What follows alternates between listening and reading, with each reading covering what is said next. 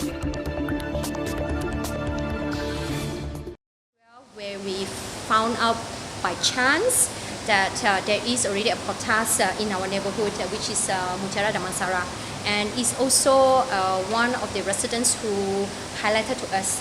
And that's why we initially we were not very much aware, but when we found out that it will affect the two township, we say that we have to go ahead and do more. That's where we did a rally in 2012 April, and that's where both the government policymaker actually comes to the picture.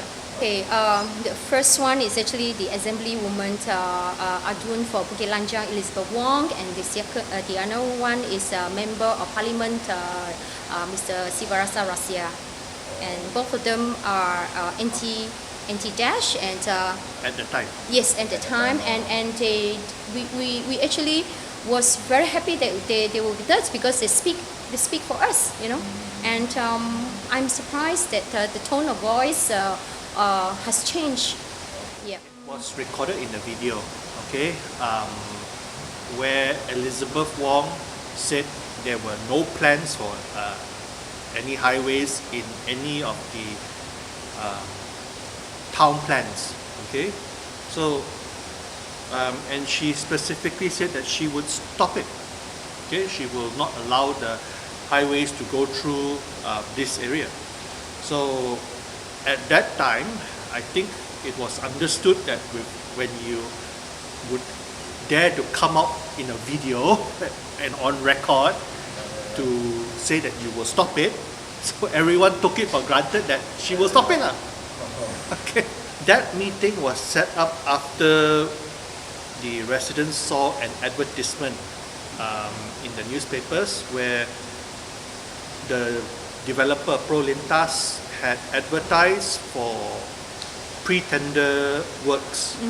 Okay, so that means they were offering out jobs for the highway itself already, and that was confusing for a lot of residents. So on one hand, Elizabeth Wong and Azmin Ali went on record in newspapers to say the project hasn't been approved yet. Okay, and then on the other hand, the company was advertising the jobs for the highway already. So all the residents, I think there were about 30 of us. Yes. Okay. We all went there and we confronted Elizabeth Wong and we asked her, what is the meaning of this? Why can't Selangor government make a statement to condemn this? If you haven't approved the project yet, isn't the advertisement a lie? She was non-committal. She said she will look into it. Oh, she didn't say that. That was the last thing she said. Yeah. I think the last rally, even though in the paper or in the news may look very, very small, I think how I always feel is that even though you throw a small stone into a river or a water, the ripple is creating right now. And people from another condos have been asking more questions. They say that how it will affect them and how will affect their life, their work, or even their business. Yeah, and this is good. This is good because everybody is taking participation. They start to write into forestry, especially the two gazetted forests, which will impact people from Petaling Jaya and Ampang. And yes, I think we are together. Yeah. Prior to the advertisement, none of the Aduns have actually said anything about this. Alright? They have not raised the issue at the State Assembly. They have not talked about it to their constituents. They just allowed this newspaper ad to come out, and that was how people found out. How is this responsible governance? You're talking about a project that cost 4 billion ringgit. Okay? That's a huge amount of money.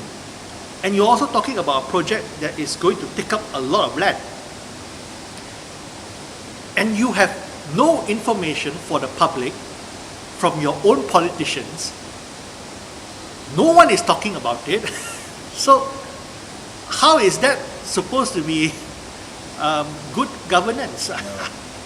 The problem here is right now the ball is in the Selangor government's court. Okay, we have said what we had to say, and they have not responded. Yesterday in Parliament, the Works Minister also said the project is scheduled to move forward, subject to all the approvals from MPPJ. Okay, meaning it is still with the Selangor government. It is still with Pakatan Rakyat, and they are keeping quiet.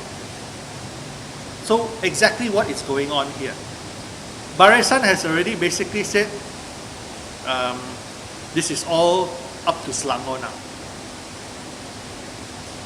Okay, you notice how the thing has changed over the years. In 2012, this was a BN Crony project. 2014, you tell us it's a BN Crony project again. 2016, now they are just saying Pakatan has a say. Okay? The approvals, all the gazettes, all the notices that are coming out is from the Selangor government. It is not from federal government. The concession agreement has been given to Prolintas. Okay? That one is known. But there has to be cooperation from the state government. Land matters, the forests, reserves, everything is all under Pakatan. So why are they suddenly allowing all of this to move forward? What is happening behind the scenes that we don't know? What deals have they made? Okay? Before, it was all BN's fault. They are the ones who won the project and we will stop it. But now, not a single word is coming out from them. No highway, and we will still repeat our same message. We do not want dash in Damansara Perdana, in Mutiara Damansara, in the area where we have good neighborhood, and we do not want to destroy any forest because we just want to retain what we have, and we will continue this to support the neighborhoods that are going to be affected as well.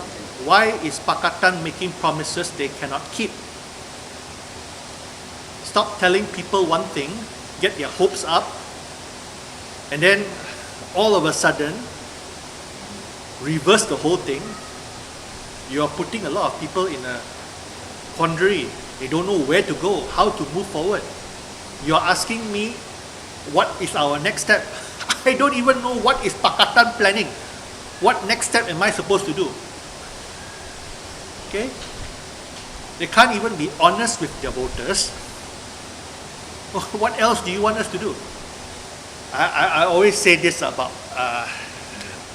both Pakatan and Barisan, right?